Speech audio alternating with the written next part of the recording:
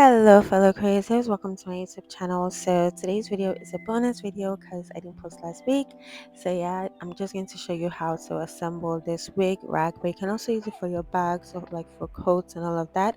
I got this as a gift, but you can get it on Jumia. I'm going to link it down below. This is a picture of it. So yeah, I had already assembled it, hence the way it's looking scattered like this, but I just decided to disarrange it, if that's a word, just so that I can make this a tutorial, because I just figured that it's quite hard to understand if you don't really know what to do. So I'm just making this video so that I can just help someone out there.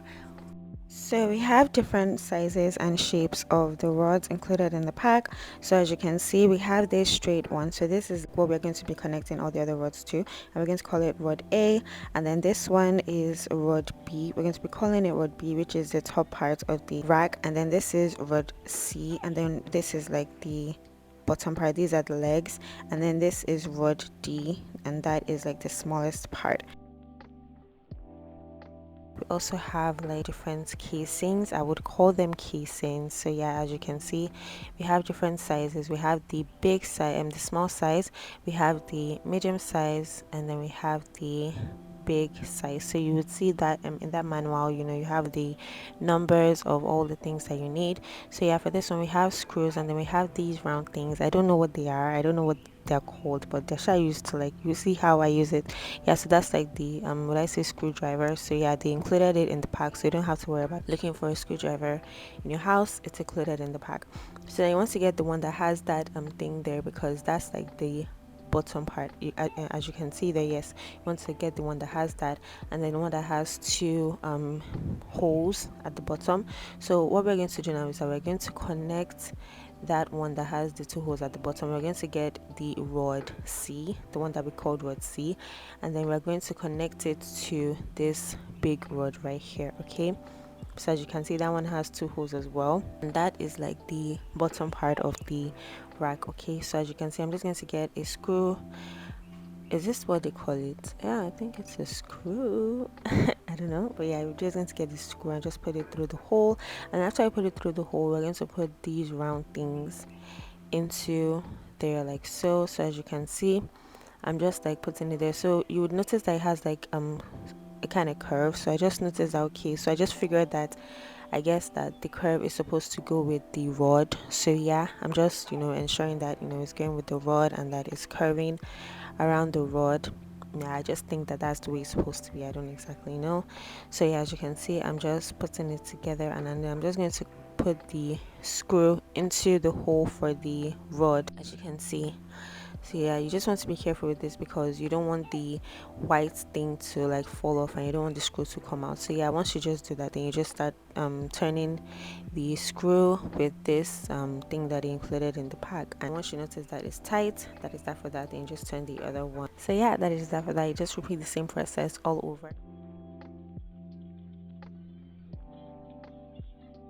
So once you're done, it should look like this. You should be able to stand up and firm. And then after you do that, you just want to get the casing. So for the bottom part of the pillar, we're going to call it the pillar rod A. You want to fit in the very big casing into the bottom of the rod of rod A. And then for rod C, you want to get the medium sized casing, and then you just want to put it at the bottom of the rods and also at the top.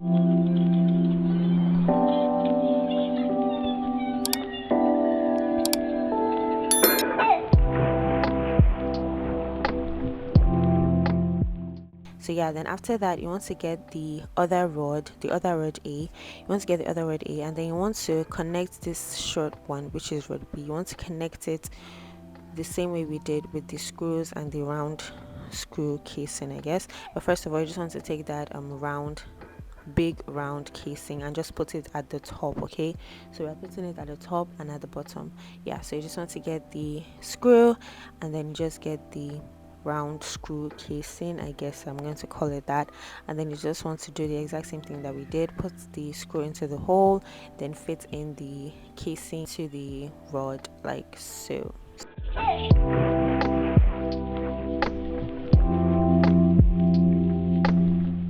So it's actually advisable that you just put all these casings in before you even start assembling it, because it's just easier that way. So yeah, as you can see, for all these small ones, for rod B and for all the rods B and all the rods D's, I am just going to put the small ones at the top and at the bottom. Okay, so the small casings, I'm going to put the small casings for all the other rods. So I'm just, doing the same thing for all the rod B's. So I'm just, connecting it to it and just, making sure that I get it and that it's turning out like the curve is going outwards of the rod. So as you can see, I'm just making sure that it's firm, and then this is what it should look like once you're done. Let's just get onto the last one, which is the top layer. So now I just want to do the exact same thing that we did.